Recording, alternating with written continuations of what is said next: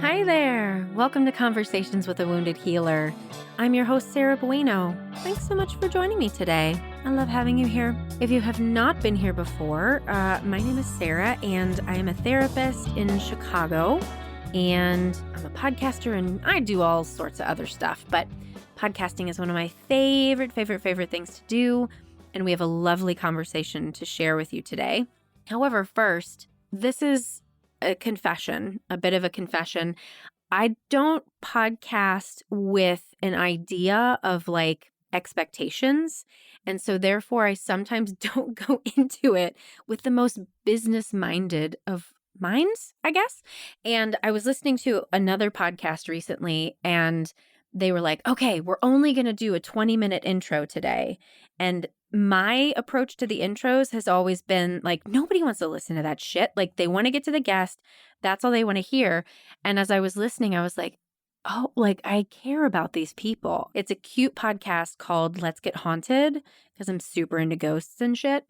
And I just thought it was so sweet. And I'm like, I wonder if people want to know about what's going on with me, little old me. So I guess I wanted to share a couple things with y'all today. I have just finished watching Alan v. Pharaoh.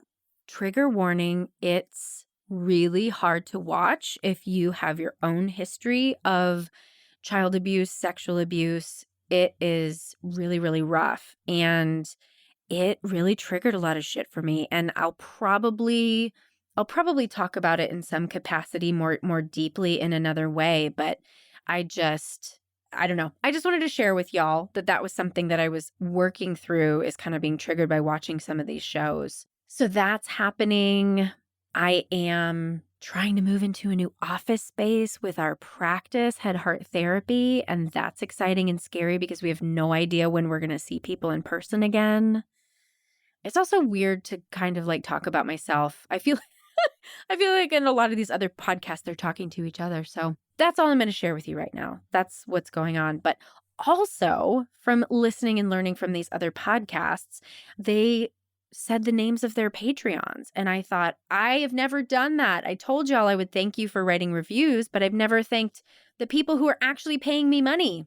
So I'm going to tell you right now, the folks who are kind enough to pay $5 a month, and for that $5 a month, we have meetups when the world is in our favor and technology works. So we're going to have a little meetup this month, and I'm really excited about it. So thank you to Mikhail B., Ashley R., Susan P., Ruth A., John B., Naomi S., Rachel Y., Margaret R., and Vanessa L. Some of y'all have been Patreons for a really long time, and I am just super appreciative that you show up. And if you are like, wait a minute, I want my name read aloud, or I want to donate on Patreon, just go to patreon.com, search for Conversations with a Wounded Healer, and you can donate as little as $1 a month, which is still amazing. And I will send you a cute little welcome gift if you're willing to give me your address. Promise I won't show up at your house because I've got enough stuff to do. But yeah, thanks for listening. Thanks for hanging out. Now let's talk about today's incredible, amazing, wonderful guest. Today, we are speaking with Celeste Meyer. Celeste is a self-identified brown fat femme who lives, loves, and works on unceded Muskogee Creek territory known as Atlanta, Georgia. In her private practice, she predominantly sees BIPOC, queer, trans, and fat clients as they heal from trauma and focus on liberation through connection and somatic-based therapy. This was such a lovely, heartful conversation, and I actually got to meet Celeste in person recently, and she's just as wonderful in the flesh as she was over technology. So please enjoy my wonderful interview with Celeste Meyer. Celeste, welcome to Conversations with a Wounded Healer. Yeah, thank you for having me. I'm excited to talk with you. I'm excited to talk with you, OMG. And you are friends with my BFF, Livia Budries. So that's how we got connected. And I'm so excited she connected us. Yeah, Olivia's pretty awesome. She's easy to love. Right? I know. As soon as you say that, though, I think her reaction to that would be like, ugh, this very Scorpio-like pushback. Without a doubt. Yeah. Well, enough about her. Let's talk about you. So tell us who you are and what you do. Yeah, I'm Celeste Meyer. I always, whenever asked this question, like I don't want to lead with career because like I want to be so much more than that. So, kind of leading in with identity stuff. I'm a fat-bodied South Asian queer woman, and I'm living in Atlanta, Georgia, what used or is unceded Muskok Creek land. I have a pretty good setup. I've worked really hard on myself and trauma to be at a place in my life where it's like, okay, I'm not living maybe successful by, capitalist means financially, but like I've managed to create a pretty yummy, juicy life for myself with community and friends and partner. And that does involve career, which is as a private practice therapist. I'm an SEP, somatic experiencing practitioner. I have to do EMDR. So I always say trauma specialist. And I work mainly with people of color, as well as other fellow queer folks, trans folks, fat-bodied folks. A lot of marginalization coming through my door. Mm-hmm. I love that you were talking about you're successful, but not in capitalist standards. Shauna Murray Brown, have you heard of her? Yeah. I'm obsessed with her. Like, I want to be her best friend, but she's too busy for me. But she just posted something on Instagram the other day about is it possible to be successful and be engaging with white institutions without getting torn down by them? And somebody else was like, just what you said, my success would not be success in a capitalist size, but it's success to me. And that's literally what's actually important. I mean, it's hard for me these days not to think about that in relation to how prevalent depression is. Where it's like Right? if we could get our brains wrapped around success and happiness that doesn't have to do with financial income, what we have and what we don't, career, or loving our career at the forefront, how could we create lives that we want to be engaged and live in? Right. It would be different. Are you a millennial? I don't know, am I? I'm in my mid 30s. So yes. Okay. Because I'm just thinking about the promises that millennials were sold because of all of the generations before, right? I'm a Gen Xer, on the very tail end of Gen X. I'm so young. I'm 42. And our generation was kind of this latchkey kid generation where people were like, go out to play. And then they forgot that we were there until we came home and wanted food. And then your generation, they were like, oh, we're going to do it differently with you. We're going to make sure you're special and you get everything that you want. And you're going to get a house and you're going to have the career you want, all of these things. And yeah, I'm in a weird end of that. So I was born in Canada, Toronto, Canada. And oh, I don't know if it's different culturally. My mother's from India, but I feel like I didn't get that millennial upbringing. I've heard that mm, experience, and I definitely have peers who are maybe a little younger than me or around my age that had that. But I also didn't quite have what you had either. I remember we did have a friend. I did feel like I was on my own a lot in a way that was okay, but I was left to be my own person, but not in this my parents weren't cheerleaders for that. yeah. Mm-hmm. And I can see where, with clients and with even friends and peers who are a little younger, they've really been sold this everything's going to be great dream that's hurting them so badly. Yep. And contributing to the depression. And then also that generation too had social media earlier in their lives, right? I didn't get Facebook until I was in my late 20s, which I can't even imagine what social media actually does to the developing brain in terms of comparison, right? That's obviously the thing that comes up with depression a lot is people are like, oh, my life is nothing compared to, I was reading something today about, I can't remember which Kardashian, they all look the same to me, but one of them did some sort of Photoshop with their body and people were outraged about it. And if I had to grow up looking at that all the time, I literally don't know what I would have done. Yeah. So my own recovery, I'm in recovery for an eating disorder. I started being a fat teenager pretty early on. And when I treat eating disorders now in young folks, social media is at the forefront of every Really? discussion is the comparing.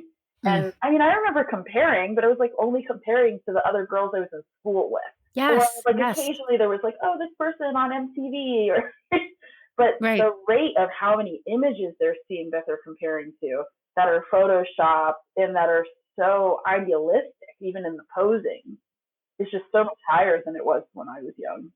Mm. I really don't know how children are making it today. But let's not be super sad. Cool. We could, but let's talk more about you specifically. So, you talk about being in recovery from an eating disorder, and I'm guessing that there's some trauma in there somewhere, right?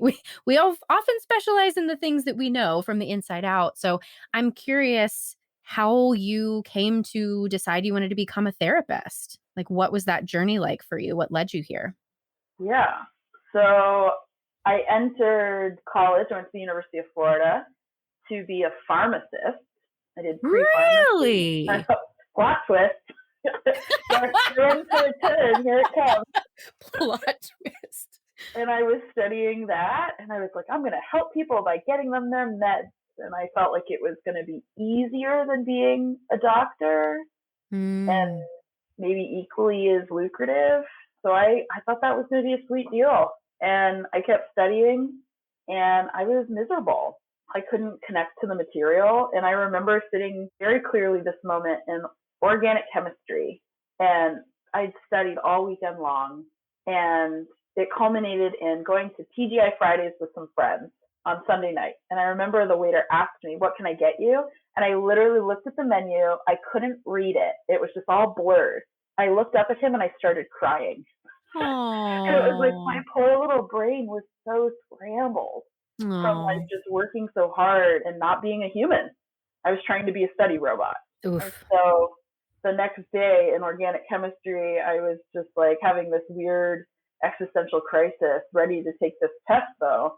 And the kids in front of me, kids being college students, they said, "It's worth it." They were talking about how horrible their weekends were as well. "It's worth it. We're going to be doctors." And all of a sudden I was like, I'm going to be a fucking pharmacist? Like it just hit all of a sudden. I was like, what am I doing? Like I'm not attached to this enough for this amount of suffering. Like what is this about? At the time I was a resident assistant in the dorms, and I freaking loved it. Like that is what lit up my life, was hosting these like Halloween decorating contests and creating community and having everybody play games and cook together and check in about their mental health and helping them find resources all over campus. And I think that in combination with also being in group therapy already for my eating disorder just had it really come clear to me that I was like, oh, I want to help people, and it's not through medication. I'm not anti-medication, but that was not going to be my access point for it. Right. So I switched over to counseling or psychology, and I told my parents I wanted to be a therapist, and they shed some tears because they were a little attached to the pharmacy tree, which was, I think, a really good thing to notice. So it's like, oh, am I choosing things for myself, or am I choosing things for others? I totally chose my undergrad degree based on what my mom thought I should be, for sure. I was a music ed major, and I hit the time in high school. I was like, I'm going to be a music teacher. I'm going to come back to my hometown. I'm going to marry my high school sweetheart, and that's what I'm going to do for the rest of my life. And I wouldn't have made it, honestly. Like, and I say this without joking. I might have killed myself because that was something I struggled with suicidal ideation. So it was the wrong imprint, right? Our parents love to have those imprints on us. So I feel that. I mean, I totally relate to that, where it's like, I remember my first semester, I started abusing amphetamines, study drugs, Terra and Adderall and all this stuff, so that I could study, stay up hours upon hours, and have this like freak out, suicidal, what am I doing here moment, all for pharmacy, like that was a huge part of it, and in terms of my eating disorder, not being hungry from using amphetamines was like super working for me on some level. That's how I ended up in an eating disorder group, which is kind of a funny story. I was drug seeking essentially, and I wouldn't have called myself that at the time. Of course. But I went in and I was like, I feel so much better on Adderall. I need to tell them so that they will give me my own Adderall script. In that one interview with a therapist, I told her, I said, I feel so much better. I'm not hungry. I don't even think about food. And she heard the little hook in there. She goes, oh, I think you should try this group we have called Making Peace with Food. And I, at the time, what I heard, because I hated myself so much, I thought, oh, it's going to be a group of fatties, and they're going to help me lose weight. Yeah. So I was like, sure, I'll go to that group so I can get thin. Yeah. And lo and behold, I show up, and it's a very different group than what I thought it was going to be. But something kept me going. How long did you end up going? 7 years. What? That's amazing. Well, that's not quite true. I went to the University of Florida for 7 years. I think I went in and out of that group a couple times. I took a semester or two away, or I convinced myself I was doing better with Weight Watchers, so I didn't actually have an eating disorder. I played some games. The last 3 years when I was in grad school, I was dedicated to my recovery. I didn't mess around. Those 3 years solidly I attended. That's awesome. And what you describe sounds, I'm in Al-Anon, and it sounds very much like akin to somebody who goes into Al-Anon to get their loved one to stop drinking. That Oh yeah, yeah, I'm gonna go here to lose weight. yeah. Well, I'm an Al-Anoner as well. So yeah. OMG! And those are funny stories too, for sure. But my first experience with 12-step was Overeaters Anonymous. I'm sure it's helpful for some, but my experience was that it was encouraging more disordered eating for me. I agree. Because of language around abstinence from like flour and sugar. I'm like, oh, this is just another diet. Yeah. And I was already in on diets weren't working. But I was getting clear that my family was chaotic as heck. And that's where I think Al-Anon really was a game changer for me. Yay! Was unpacking those levels. Oh my goodness. Are you still a grateful member? No, I'd probably say no is the right answer there. I haven't been to Al-Anon at all in the pandemic. I'm so relational that the Zoom piece and Zoom for work. And as I hear him saying it, I'm like, man, this is a load of shit. The excuses I'm giving.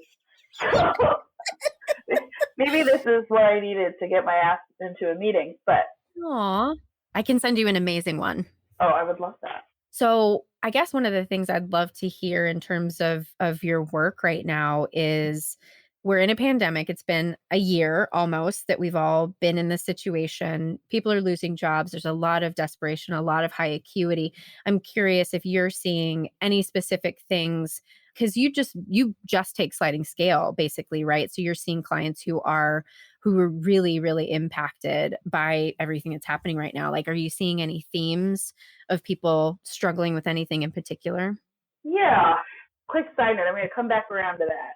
Okay. Something you just said kind of sparked her. I'm like, I'm super passionate about it, and here's a chance to tell some people. Tell us. About sliding scale. Yeah, let's do it. I think sliding scale gets, a hard knock, where I hear a lot, especially amongst white therapist peers and peers with a lot of privilege, like kind of encouraging each other, like charge what you're worth, you can do it, make the money. And it's like, well, yeah, you're valuable and charge what you're worth. And yet, who are you trying to serve? And like I've met people who, with their fees, I can tell you one time I really stepped in it, where somebody said they charged $275 an hour. I immediately said like, oh, so you only see white people. Right. Rich white people at that. And she was like, well, and she admitted, she's like, yeah, actually I hadn't thought about it, but my practice, I am only seeing predominantly white men. And then I was like, oh, right. I like white men as humans, and that's not my client of choice. And I'm like, who is my client of choice? Where are the communities I want to impact, and what do they have access to? Yeah. And I've created a sliding scale document I'm happy to share with people. Actually, I shouldn't take credit. I adapted who I love giving credit to, who really did the work here. My beloved dance teacher, Joy, who is TikTok famous, moves with joy. What style of dance? I don't know, like cute and adorable. Just cute. Awesome. Okay, cool. Cool little choreographed, accessible. Like her whole thing is accessibility. She does like seated dances, and she's amazing. And I freaking love that she's become TikTok famous, which is so random wonderful. For this like beautiful little unicorn in her 40s. She created the sliding scale document because she noticed that the dance class didn't have people of color attending. And she's like, how have I created something that isn't accessible? And so she put together this tiered system, not based on income, because I think sliding scale so often is based on income. And then there's this like dehumanizing, prove that you're poor, where it feels like charity and looking down. And so what I do is I give people this form I've put together, and I ask them to self-select their fee, to take time to really check in with themselves. And when I share this with other therapists, they're always shocked that I make a decent amount of money doing that. And it's like, oh, what do we really believe about our clients if we believe they would rip us off if they all could? Honestly, only the rich ones do that. Like, yeah, you're not shocking me. And that's what I've yeah. shared with people is they said the people who will pay the lowest fee are asked their sliding scale. And then they come in and they mention their vacations and that they just bought a pet ferret and all this like kind of random stuff. And I'm like, oh, if you have that much money, like, why are you paying me 60 an hour? Like, Right. so I really kind of have gotten a good spiel where I ask people to spend time reflecting. And I tell them there's only so many slots at each level that, I hope you'll be mindful because what you Oh, choose to, that's how you make it sustainable, is that you only have a certain amount per each. I mean, that's what I say. I haven't been as tight at doing that, but this is where like the beauty of people has really shown up. I have people paying higher than the top of my scale because they want to support others. And I have people who self-adjust where they're like, I bought a house or I've gotten an increase or I've realized I've re-looked at my budget. I value my time here. I want to pay $20 more. Like, it's been really beautiful to see how people show up respectful of my time and I get to feel into the connection and I'm valued. That's really cool. It is really cool. Atlanta, at least from what I've heard from Livia and from some other folks down there, it sounds like the market generally doesn't take insurance, that a lot of people just don't get on the panels. Is that right? I mean, I'm one of those people who hasn't. I've never been paneled. And it's so interesting. I was just talking on Saturday with a colleague in Colorado, and she was talking about being paneled as if there was no other choice available. And I was like, oh, to me, it's like I would only be paneled if I absolutely had to. It depends on the market. In Chicago, you don't have to. There are people who absolutely don't do it. But then again, it's like you're self-selecting and seeing clients who can pay whatever your rate is. And it's such a challenging topic. And it's something I think about as a business owner. If I were a private practitioner, I would do things differently. But as a business owner, I have to make sure that I'm paying my staff. I have to make sure I'm paying the person who does the billing and paying the liability insurance and all of these other things. And so I would never make the decision for the practice to not take insurance and to do what you're doing. I couldn't do it. I couldn't make it work. Yeah. And that sucks that our system is set up that way. Well, and that's where, I'd love to invite you into some discomfort around Please playing with how much of that is a belief of scarcity for you. Because I used to think that, where it's like, oh, like if you had told me even 3-4 years ago, you'll be all sliding scale, like that I would show clients my sliding scale, I would be like, no, that's a way to sink the ship. Because I really thought like if people have the choice to choose what they pay, they're going to undervalue me. Mm-hmm. And I was so sure that everybody would pick the lower fees. I'm making more money than I've ever made before. How many clients do you see a week? I think right now I'm at like anywhere between 20 and 23, 24. Wow. Yeah. So that's a totally manageable schedule. And the majority of them self-select to pay, a full rate.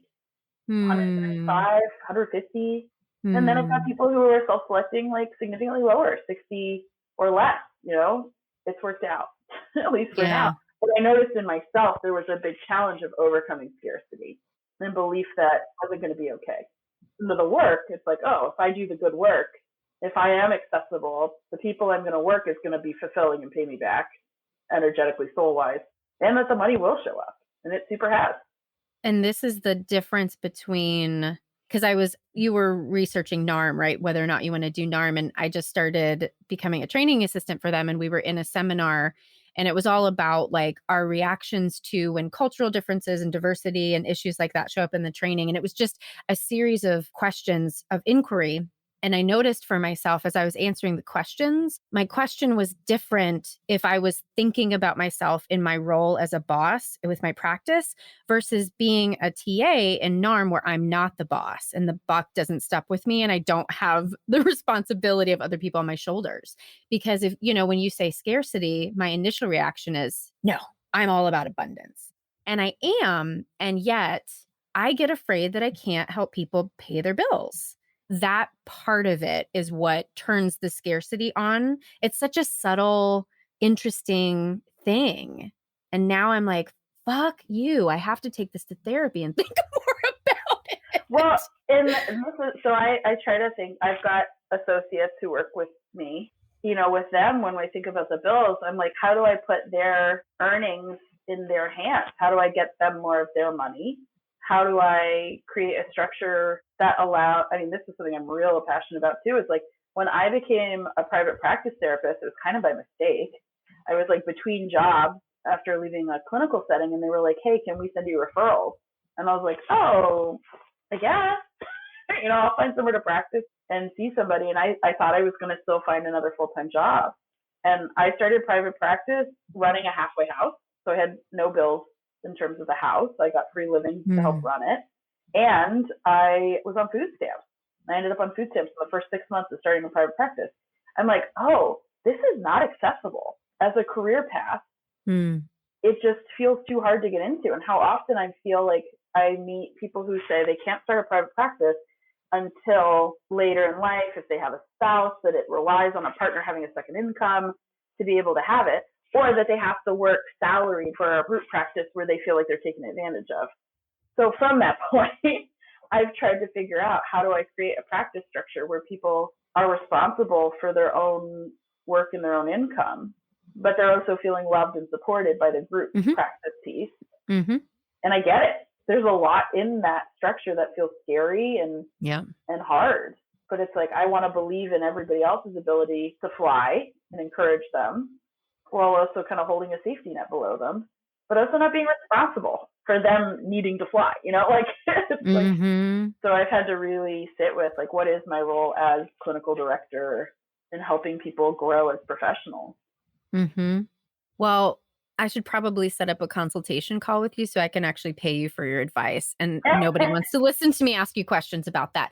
But I have been thinking about, I took Shauna's course once and then I wanted the whole staff to take it. So I'm taking it with them again. And so I'm just kind of figuring out other ways that I can apply her liberation focused framework to everything, and I mean, I was having this conversation with a friend recently to completely opt out of white supremacy and capitalism. Like, you can't just completely, unless you really want to live in the middle of nowhere, all of that sort of thing. And obviously I'm not going to do that anytime soon. But what I keep trying to tell myself is making the small changes, even thinking about this, so many practice owners will never even have this discussion and never even think about it. And so there's I'm trying to weigh, because I'm a person who will just start to pressure myself and judge myself for all the things I'm not doing right. And it's let's at least be okay, you're thinking about it and you're talking about it and you're seeking information. It's better than nothing. Yeah, I think that's where we all have to start, is curiosity. How can I apply this? Right. And I love to tell everybody, it's ask Black and brown women, don't suck them for labor, but follow their leadership. Look at how Black and brown therapists are doing, stuff, or if you've got employees in your practice that are Black and brown, ask them, check in on their contentment and what they see that could help create community structures with what they're experiencing. Because without white supremacy is strongly internalized, there's just a different filter often for people of color. We're coming to the table with a different understanding of supporting one another, which is available to white folks. It just isn't the first instinct for many because of how thick the water of white supremacy is in our culture. Yeah. In my little growth pod for Shauna's class, one of my people was mentioning I was just thinking about my friend group and how often I think I have to do it by myself. And we're always supporting each other's individuality, but it's not an actual community. Yeah, it's sad and painful for me to sit with that too long, because it's how much better the world could be if we could get that one piece. I have a friend who recently is getting divorced. She said after her last big serious breakup, she made sure she was never in the position again to have her whole world crumble with one person leaving. Right. And she was kind of thanking herself, past self, for that, because here she is going through a divorce and she's like, yeah, it sucks and I'm okay because there's community care. How do we switch over to nurturance and community care? Is such a beautiful way to reframe that. I think gives us hope. It makes life better and easier. And it probably looks like less productivity or work-driven success. Yes, absolutely. And if there was more community care, then making less money is more sustainable too, because It's not sacrifice. It's not competition. Yeah. Mm. Well, let's shift over to the healer talk. Okay. So how do you feel about the term healer in terms of what you do? I mean, I think it's interesting, coming from the conversation we were just discussing, that to me, like, healer sometimes feels a little crispy, like it's almost an appropriated term. Like, I think of healers having this more like indigenous root than, medicine, which of course is like healthcare, which is technically healing work. I mean, not even technically, it's literally healing work, but it feels like healthcare and healing are so different. So different. So, calling myself a healer, I'd say yes, I am a healer. And I also want to be careful of the nuances, because it's like, oh, I would never call myself like a shaman.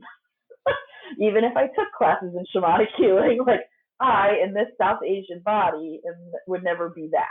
And I'm South Asian, would I call myself a guru?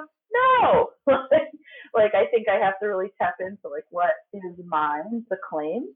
And I see myself as someone who guides individuals on their healing journeys and their healing path.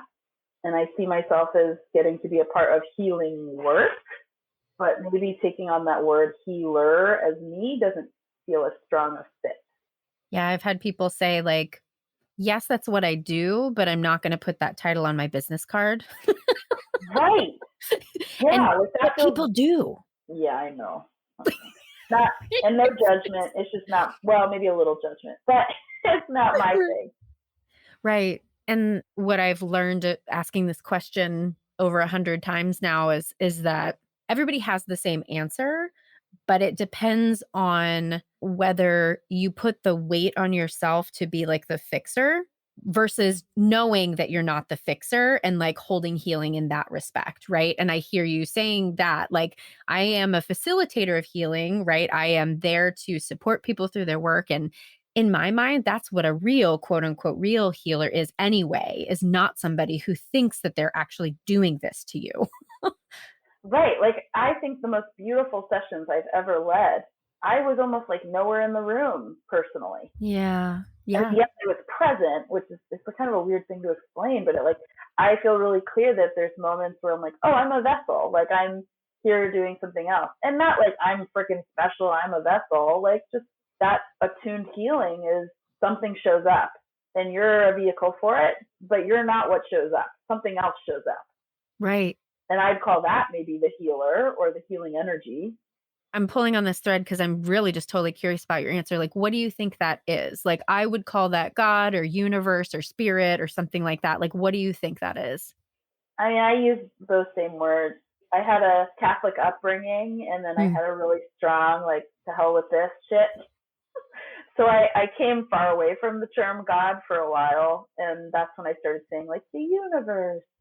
And then I came into Buddhism, and the universe has been the one I say probably the most often. And kind of interestingly enough, I've come back around to like goddess lately. Yes. The last couple of years where I'm like, when I start thinking, it turns out I might just have been mad at men, because when I get around, yeah, the more I worked on that, the clearer I was like, oh, having a divine, the divine, be associated with feminine qualities of creation and nurture and mothering, like that all feels juicy and good to me. So saying like, yeah, goddess shows up, or energy, the universe provides, that kind of airy fairy metaphysical talk.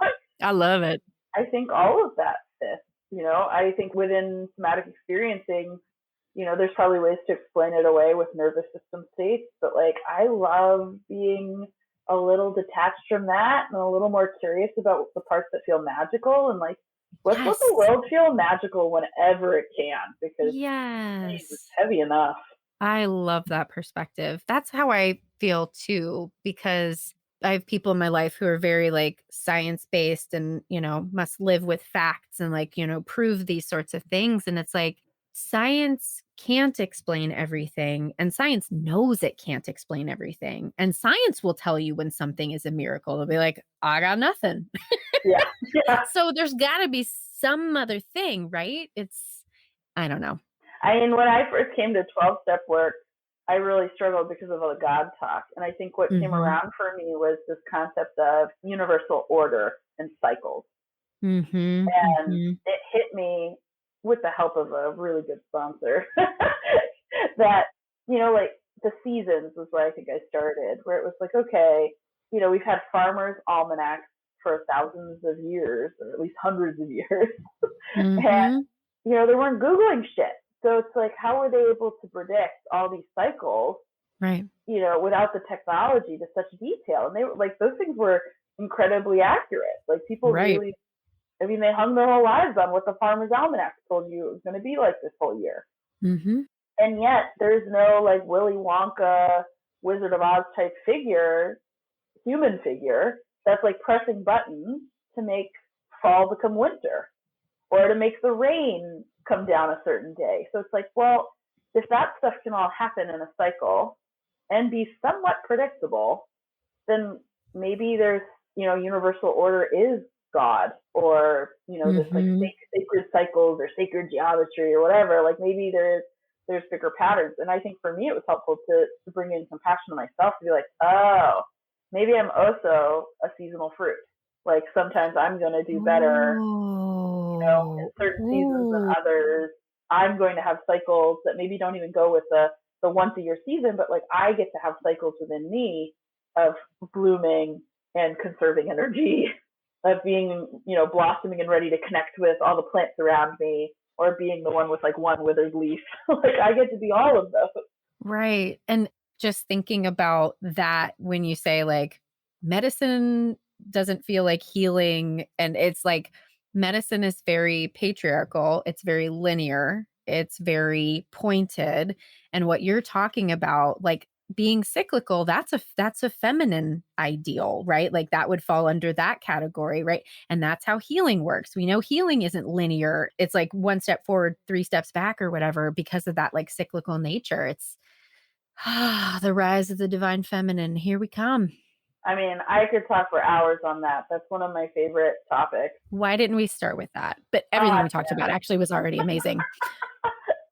Maybe we'll have to have a part two. yeah, we could. We totally could. Because, like, yeah, falling into the divine feminine work has shifted how I get to show up in my life, and allowed me to feel like a powerful being just from being in a woman's body. And it's like, it's so sad when people don't have that connection yet. Mm-hmm. Mm. Well, we're almost out of time, and I have to ask you about your thoughts on wounded healer. How do you feel about that term? The wounded healer. I remember the first time I heard the term wounded healer in grad school, and I could feel it in my body where it was like, Mm-hmm. that there was a release of pressure and a sense of relief that it's okay to not have all your shit together. And I think for me on a personal level, I think that the only good healers are all wounded, Yeah. because it's like you have to have gone through some stuff to come out even a little wiser. Right. And it's like, where does wisdom and knowledge come from, if not from having to like learn and make mistakes and failures? And I think a lot of times those things are traumas and wounds.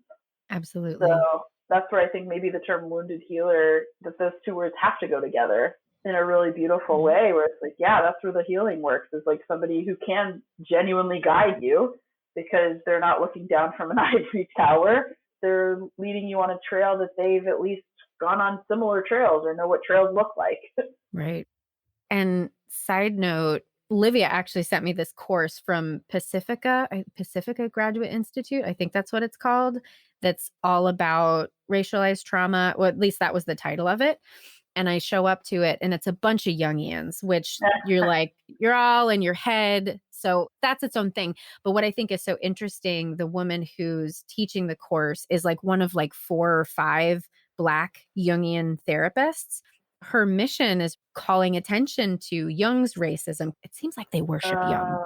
That's Oh what I'm yeah. seeing. Oh It's yeah. really weird. I mean, it's not white supremacy at its best, though. It's like some figure who knew something becomes this like deified answer. With I'm like, yo, he was a dude who was racist and also flawed, and I'm sure 1,000 other ways. Like, Right.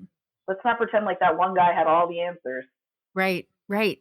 Yeah. And this course has just been really interesting to hear from the Jungian lens, but it's so academic and that's so not the way that I think about things, but I can pull out like all the spirit within it. But it's so interesting to hear her like call attention to, oh yeah, like Jung said this in this one paper or book he published or something like that. And then teasing out, how do we hold that when clients bring it into the room? It's really interesting. Jung, you were being canceled. No. I mean, I don't know enough about him to cancel him. I can't say I'm a fan of some of the stuff from Alfred Adler, and Jung was Adler's teacher. So, like, Jung couldn't have been all bad. Yeah, right. No one is all good or all bad, except for Donald Trump. He's all bad. Agreed. Yeah. I try to do empathy work around that sometimes, where I'm like, he's a wounded little boy who didn't have attention, which is probably true. But with the amount of harm caused, I don't need to sit with empathy very long there. Right. Did you read his cousin's book or his niece? No. It's fascinating. I'll send you a link. We can talk about that later because that's its whole thing. But yeah, he was a very, very ignored little person. I mean, you can see it in his own family of how he's ignoring and, bestowing favors. Like, oh, here's the cycle repeating of people who are disconnected from the land. They're disconnected from other people and other, outside their own bubble and what life looks like. There's what's important. Like, there's so much disconnection from self, from others, from community. Like, that's contagious. And it happens intergenerationally so strongly. Right. Yeah. Well, this has been amazing. You're just a lovely human. Well, thanks. Well, where do you want people to follow your work or support your work? How can people support you? Well, I'm just taking a second to feel how juicy that feels, being asked how people can support me. What a yummy question. Yeah, I don't know if I have good answers, but I do have an Instagram, Body of Knowledge. Ooh, I think I already follow you without prompting from Livia. My Instagram, I started this because people talking about eating disorder clients. I wanted to tell my clients some great accounts to follow that were healthy at every size or diet, intuitive eating. And then I wanted to tell people where to follow, fat, sexy people so they could see body diversity, and then radical queer stuff. And so it started as a place for me to tell clients who to follow. And then it morphed into every time I was like kind of angry, I just do posts there. So I almost think it's not a great representation of true Celeste, because I'm like, dang, Instagram professional Celeste is pissed about white supremacy, about all sorts of things. People are welcome to follow that. I mean, I think there's some good knowledge there. But yeah, it's not an Instagram account that's necessarily all feel good stuff. It's a disrupt the script kind of place. And I've got a web page, but it's just like my private practice page. But yeah, people are welcome to reach out. I love answering questions. I love referring people to help them find resources they're looking for. Just like that young resident assistant I was, almost 20 years ago now. I still enjoy that. So people are more than welcome to find me and reach out. Well, thank you for being here. Thank you for all that you do. And I'm so delighted I hope we can be friends now. Totally. Yay! Thank you so much to Celeste for being our wonderful guest today. If you want to find out more about Celeste and her practice, you can visit us at www.headhearttherapy.com/podcast. Thanks as always to Andrea Klunder and the Creative Imposter Studios for editing, to Liam O'Donnell for our album art, and to Ben Mueller for our theme music. Until next time, bye-bye.